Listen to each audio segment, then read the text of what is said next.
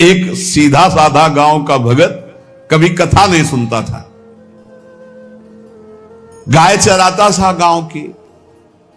तो एक दिन और गोपाल जो गाय चराने वाले थे, उन्होंने कहा यार कभी तो कथा सुन लो, रात दिन पशुओं के पीछे घूमते हो, पशु बुद्धि, कभी तो कथा सुन लो। तो एक दिन सोचा दोपहर के भोजन गांव में पाएंगे जाके अपने घर में, और कथा हो रही वहीं से निकल लेंगे, जो सुन लेंगे तो सुन लेंगे। खड़े खड़े वहां चर्चा चल रही थी, जिसने मनुष्य जन्म लेकर के गुरु मंत्र नहीं लिया और नाम जब भगवान का नहीं किया, उसका जीवन मुर्दा, व्यर्थ जीवन। चला गया सुन के, और बार बार वही दिमाग में कि पंडित जी कह रहे थे गुरु मंत्र नहीं लिया और नाम जप नहीं किया तो मुर्दा जीवन। जिन हरि भगत हृदय नहीं आनी, जीवित सौ समानते प्राणी। दूसरे दिन फिर गया, कहा पंडित जी आपने कल कथा में कहा था गुरु मंत्र ले लेना चाहिए, नहीं तो जीवन मुर्दा हो जाता है, बेकार जीवन रहता है।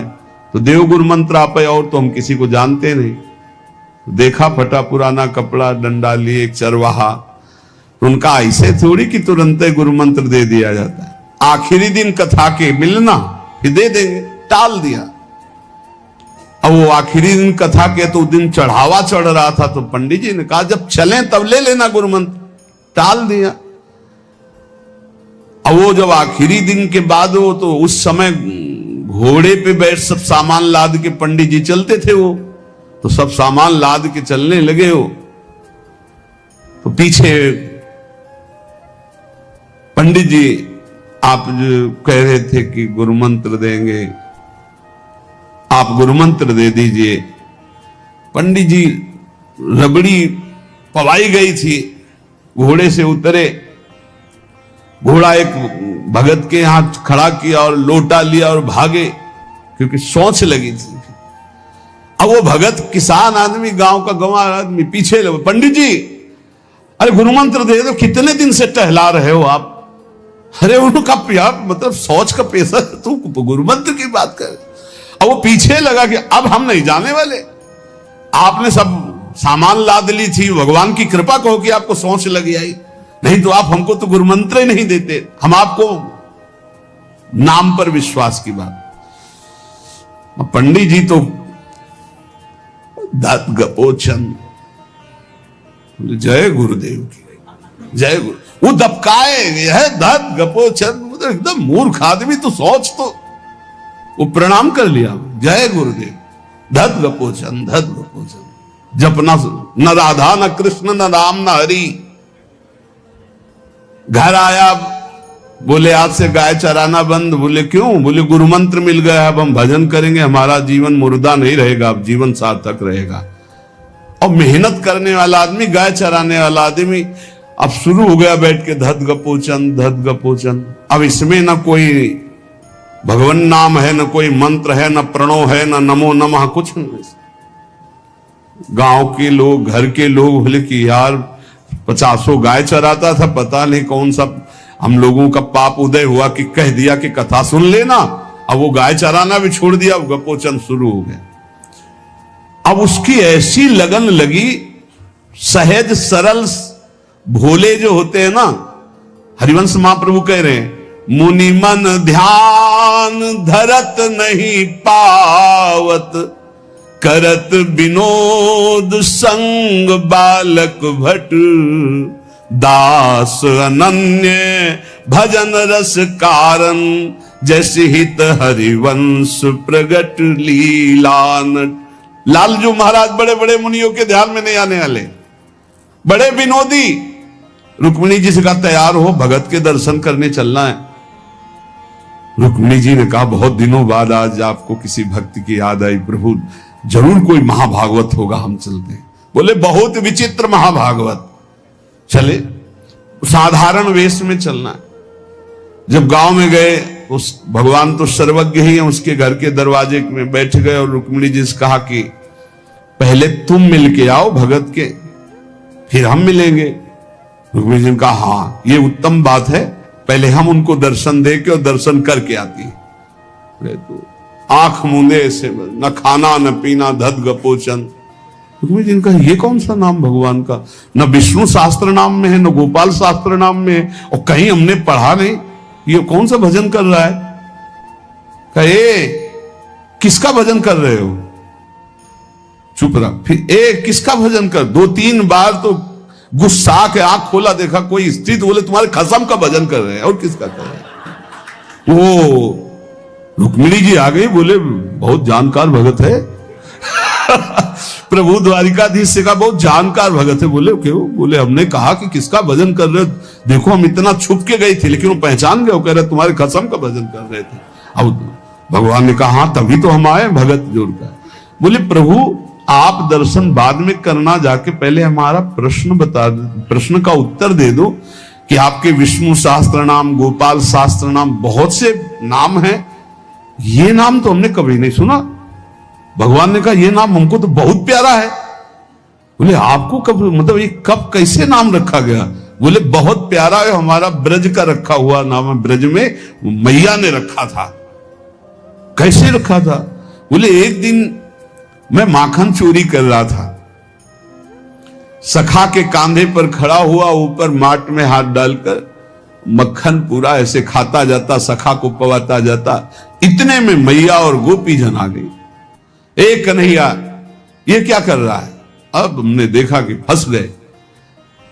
हमने कहा कि मैया हमें बहुत भूख लगी थी और देखा कि इसमें चींटी चढ़ी हुई है, तो हम चींटी निकाल रहे थे। तो बोले चींटी कैसे निकाल रहे थे, यहां पूरा हाथ सना हुआ है तुम्हारा चींटी। बोले अरे भैया तू बावरी, जब चींटी को ऐसे निकालने करते वो अंदर चली जाती तो खबो खबो के निकाला, इसलिए ऐसा इतना हाथ हो। बोले यहां मुंह में भी जब तुम्हारे मक्खन लगा, एक मक्खी बार बार उड़ रही थी तो हम ऐसे मारा तो पूरा मुंह में मक्खन लगा। मैया ने कहा धत गपोचर। बोले ये उस समय का नाम रखा हुआ है, मेरा बाल गोविंद में जब मैया ने रखा था मक्खन चोरी के समय उस। अब आप विचार करके देखो, भगवान का साक्षात्कार गुरु वचनों पर विश्वास होने पर साधारण शब्द बोला तो भगवान तो सर्वलोक महेश्वर सर्वज्ञ, उनके सब अक्षर, जैसे हर अक्षर में आ विराजमान है, का खा गा घा आ, ऐसे ही सब अक्षरों में ब्रह्म विराजमान है। फिर राधा नाम तो स्वयं हरि जपते हैं, और राधा नाम तो परम प्रेम में है और बड़ा गुही है। विश्वास करके जब वो धदगपोचंद जपा तो रुक्मिणी और द्वारिकाधीश भगवान दर्शन देने आ गए, और तुम विश्वास करके राधा राधा जपोगे तुम्हें नहीं प्राप्त हो जाएगा। अरे यही राधा स्वयं भगवान हरि जपते हैं। इसलिए पहला जीवन का चरम लक्ष्य भगवत प्रेम, भगवत प्राप्ति। दूसरा, हमारी बुद्धि केवल विचार करे तो श्यामा श्याम के ही विषय में, किसी व्यक्ति वस्तु स्थान का अगर हमारा चिंतन हो रहा, संबंध हो रहा, तो श्यामा श्याम के संबंध से हो।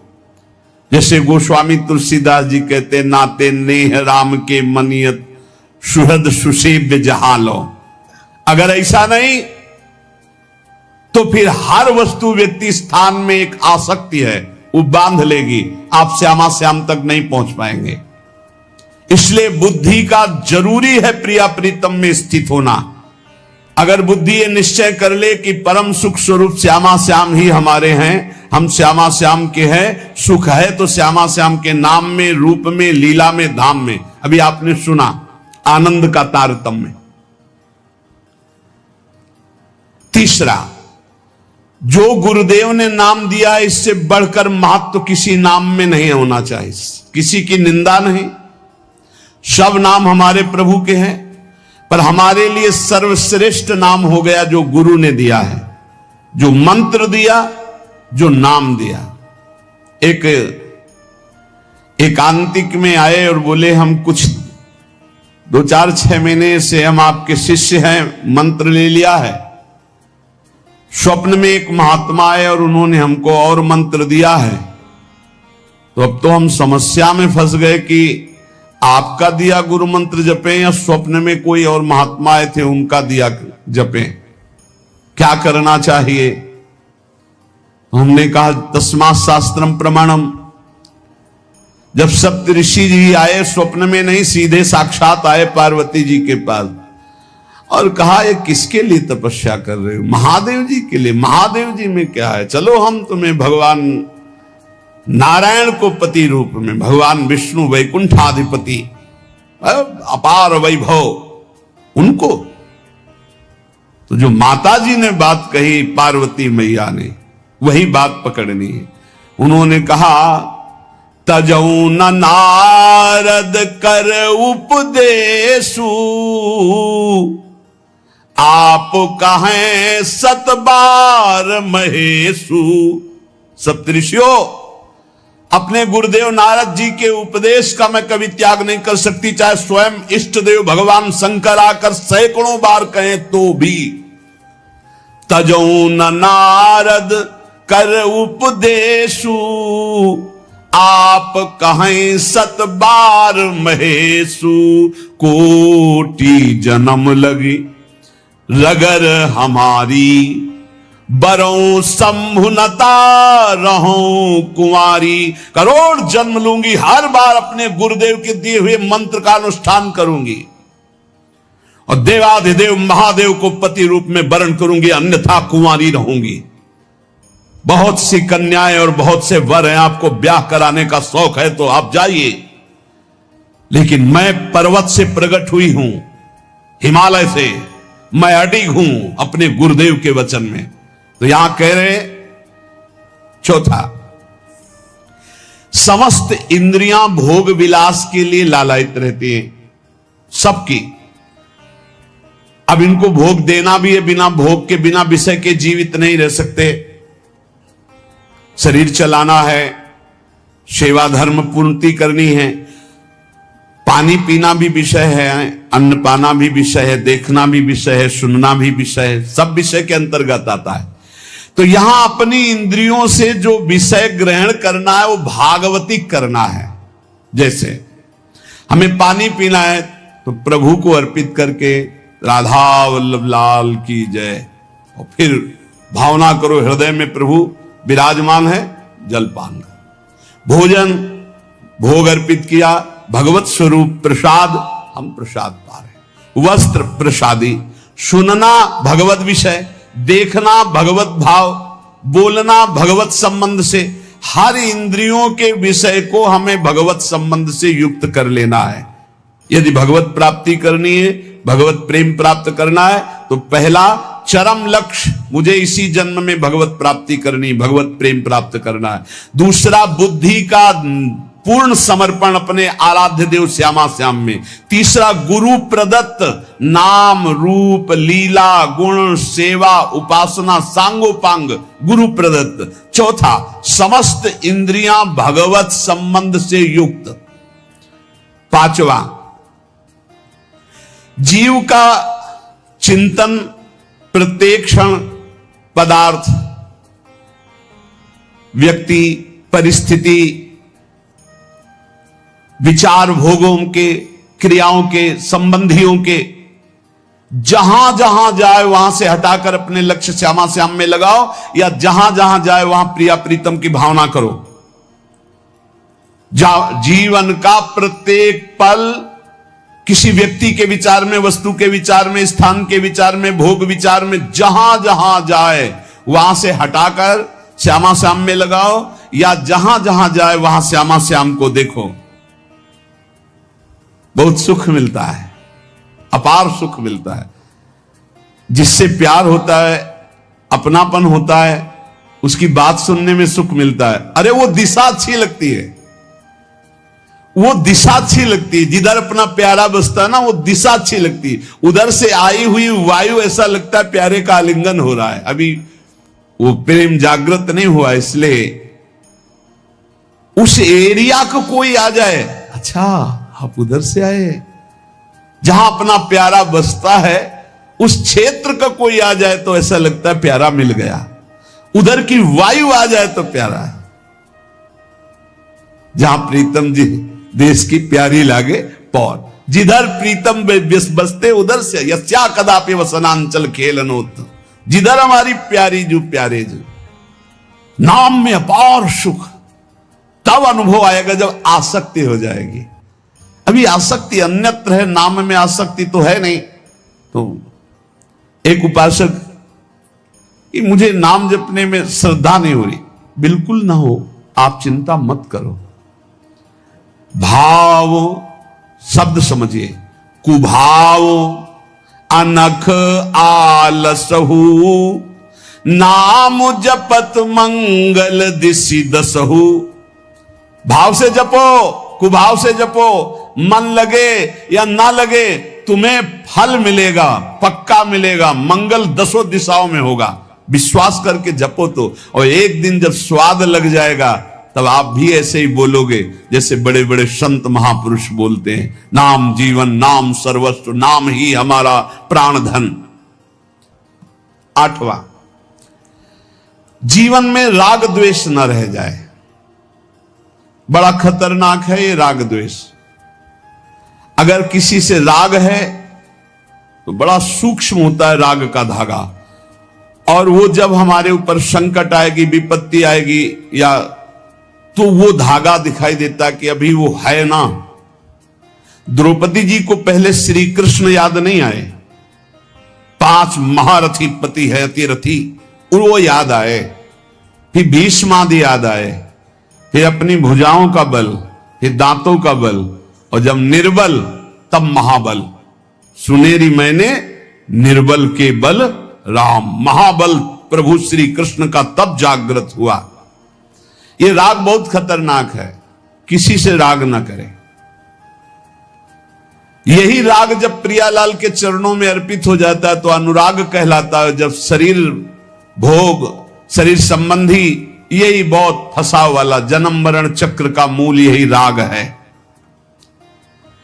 और जब इसमें बाधा पड़ती तो द्वेष हो जाता है। द्वेष बहुत खतरनाक है। भजन कर रहे हैं, कई वर्ष पहले किसी ने कुछ कहा, याद आ गया और जलने लगा हृदय, उसकी पूरी सामने झांकी है। भजन कर रहे प्रभु का और झांकी है उस द्वेष जिससे हुआ है, और हृदय जलने लगा। या कभी वो सामने पड़ गया तो देखकर जल। द्वेष ना होने पावे, अजात शत्रु ते सदा। भक्त अजात शत्रु होता, एक भी पूरा सृष्टि में शत्रु ना होने पावे। 9वां, प्रत्येक परिस्थिति में अपने आराध्य देव के द्वारा दिया गया मंगल विधान है ऐसा मानना। एक बार हमने सुना था, उस समय किडनी का रोग प्रकाशित नहीं हुआ था, कि असाध्य रोग भगवान की विशेष कृपा से प्राप्त होता है। तो साधन पर उस समय जोर था, तो डर लगा कि असाध्य रोग कृपा कैसे हो सकती है, ना साधन में बैठ सकते हैं, पीड़ा रहती होगी तो भजन भी नहीं हो सकता, तो ये कृपा कैसे हो सकती है असाध्य रोग। लेकिन सच्ची आपसे कहते हैं, साधना हो रही थी भगवत मार्ग में जैसा कुछ, लेकिन शरणागति में कमी थी, क्योंकि साधन पक्ष में विश्वास बहुत जोर का था। शास्त्र प्रमाणित साधन के बल से भगवत प्राप्ति पर विश्वास हमें था। कृपा शब्द का हमारा कोई परिचय नहीं था, कृपा शब्द से हमारा कोई परिचय नहीं था। पक्का समझ लीजिए, क्या कृपा शब्द, ये तो शब्द ही नहीं था, बस साधन शब्द से परिचय था। अपनी इंद्रियों को बस में करो, मन का निग्रह करो, और भगवान का निरंतर भजन करके परम पद प्राप्त करो। हर समय अपने साधन में लगे रहो। जब किडनी फेल हुई, साधन शब्द हटा, अब हाहाकार मच गया अहंकार में। अब क्या, फिर जो अहंकार शरणागत हुआ, फिर बात बन गई जो करोड़ों जन्मों की साधना से नहीं बनती, वो इस असाध्य रोग ने काम बना दिया। कह रहे हैं कि प्रत्येक परिस्थिति में पूर्ण कृपा, पूर्ण मंगल विधान देखना, ये 9वां सूत्र है। जैसी भी परिस्थिति आवे, चाहे जितना विकराल रूप लेकर के आ जाए परिस्थिति, कृपा ही कृपा, कृपा ही कृपा, सच्ची मानना, परिणाम में देखना बड़ा मंगल और बड़ी कृपा होगी। 10वां, प्रेम प्राप्ति के मार्ग के पथिक का जीवन बड़ा विनयमय, बड़ा विनम्र, बड़ा संयमी, सदाचारपूर्ण, त्यागमय और शांत सुख स्वरूप, प्रेमी महात्मा का ये स्वरूप। बड़ा विनम्र जीवन, बड़ा विनयमय जीवन, बड़ा संयमित जीवन, सदाचारपूर्ण और त्याग रूप, त्याग की चेष्टा नहीं, वो त्याग रूप ही है। प्रभु के सिवा उसे कुछ अच्छा नहीं लगता। हुटुम देहते जाए छूट सब ही विधि ना तो। और अद्भुत शांति, अद्भुत शांति, कोई भी द्वंद आ जाए उसे अशांत नहीं कर सकता।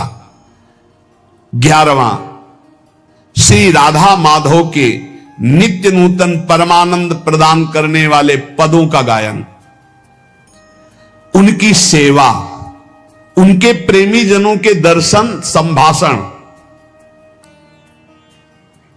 तब ऐसे प्रेमानंद की तरंगे हृदय में उछलती रहती है जिससे लीला रस में उसका प्रवेश हो जाता है, तब उसका लीला रस में प्रवेश हो जाता है। इसलिए अपने जीवन को महाप्रेम में बनाने के लिए जो आप सत्संग में श्रवण करते हैं, ये बड़े सौभाग्य से श्रवण कथन का हमें प्रभु ने अवसर दिया है। हम इसे व्यर्थ न जाने दें, बार बार मनन करो। देखो भगवान की इतनी कृपा हो गई, ये यंत्र मोबाइल आदि जो है, अगर इनका सही प्रयोग करे तो ये बहुत सहायक है। एक बार सत्संग हो गया, जो पकड़ पाए नहीं, हम 10 बार सुनेंगे तब तो हम पकड़ लेंगे ना। तो 10 बार कैसे सुनते? अगर ये मोबाइल ना होते, ये यंत्र ना होते तो हम कैसे सुनते? बड़ी कृपा भगवान ने की। जैसे जैसे कलयुग हमारी स्मृति का अपहरण कर रहा है, तो भगवान के द्वारा प्रेरित होकर विज्ञान भी वैसी सहायता कर रहा है कि एक बार का सत्संग हमें पकड़ में नहीं आया तो हम 10 बार मोबाइल से सुन सकते हैं। बस हर चीज में गुण दोष है, तो मोबाइल के दोष को स्वीकार न करे। प्रपंच देखना, गंदी बातें देखना सुनना अगर शुरू कर दो तो दिन भर ही उसी में लग जाएगा। मतलब की बात देखो, संत महापुरुषों के सत्संग को सुनो और उसका मनन करो, उसको अपने आचरण में उतारो और एक क्षण भी नाम से विलग न रहो। जीवन का परम लाभ। शेष चर्चा आगे। श्री राधा।